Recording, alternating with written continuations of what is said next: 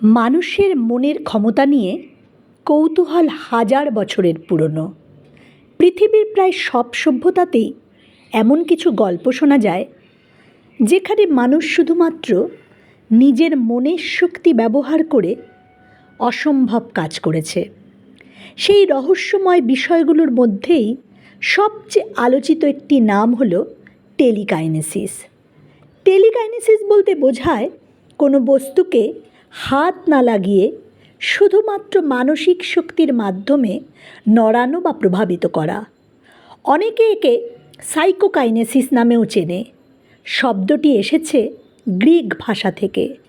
Tele অর্থ দূরত্ব এবং কাইনেসিস অর্থ গতি, অর্থাৎ দূর থেকে কোনো কিছুকে নিয়ন্ত্রণ করা। শুনতে অবিশ্বাস্য লাগলেও এই ধারণা মানুষকে বরাবরই ভীষণভাবে আকর্ষণ করেছে। কারণ আমরা সবাই মনে মনে বিশ্বাস করতে চাই মানুষের মনের ভিতরে হয়তো এমন কিছু শক্তি লুকিয়ে আছে যা এখনও পুরোপুরি আবিষ্কৃত হয়নি।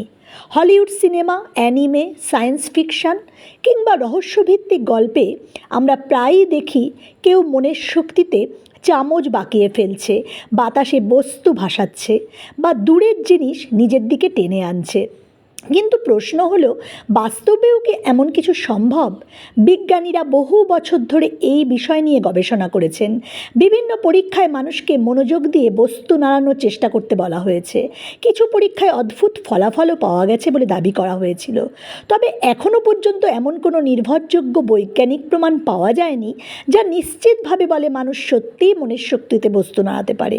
অনেক সময় যেসব ভিডিও বা প্রদর্শনীতে টেলিকাইনেসিস দেখানো হয় সেগুলোর পেছনে লুকিয়ে থাকে সূক্ষ্ম কৌশল, হাতের গতি, বাতাসের চাপ বা মানসিক বিভ্রম। তাই বিজ্ঞান এই বিষয়টিকে এখনও সন্দেহের চোখেই দেখে। তবুও রহস্য এখানেই শেষ নয়, কারণ মানুষের মস্তিষ্ক নিজেই এখনও পৃথিবীর সবচেয়ে রহস্যময় জিনিসগুলোর একটি। বিজ্ঞানীরা বলেন, আমরা এখনও পুরোপুরি জানি না মানুষের মস্তিষ্ক ঠিক কতটা সক্ষম।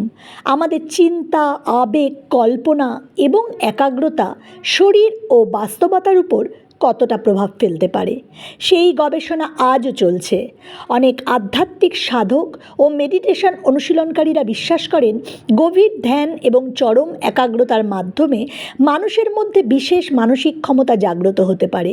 যদিও এসব দাবির বৈজ্ঞানিক প্রমাণ নেই, তবুও ধ্যান মানুষের মনোযোগ, মানসিক শান্তি এবং আত্মনিয়ন্ত্রণ বাড়ায়, এটা বিজ্ঞানও স্বীকার করে। আসলে টেলিকাইনেসিসের সবচেয়ে আকর্ষণীয় দিক হলো এটি আমাদের মানুষের মনের সম্ভাবনা নিয়ে ভাবতে শেখায়। যদি মানুষ নিজের মনকেই পুরোপুরি নিয়ন্ত্রণ করতে শেখে তাহলে হয়তো সে নিজের জীবনটাই বদলে দিতে পারে। কারণ বাস্তব জীবনে সবচেয়ে বড় শক্তি হলো নিজের চিন্তাকে নিয়ন্ত্রণ করার ক্ষমতা। বুদ্ধ একবার বলেছিলেন, মনই সব কিছু, তুমি যা ভাবো ধীরে ধীরে তুমি তাই হয়ে ওঠো।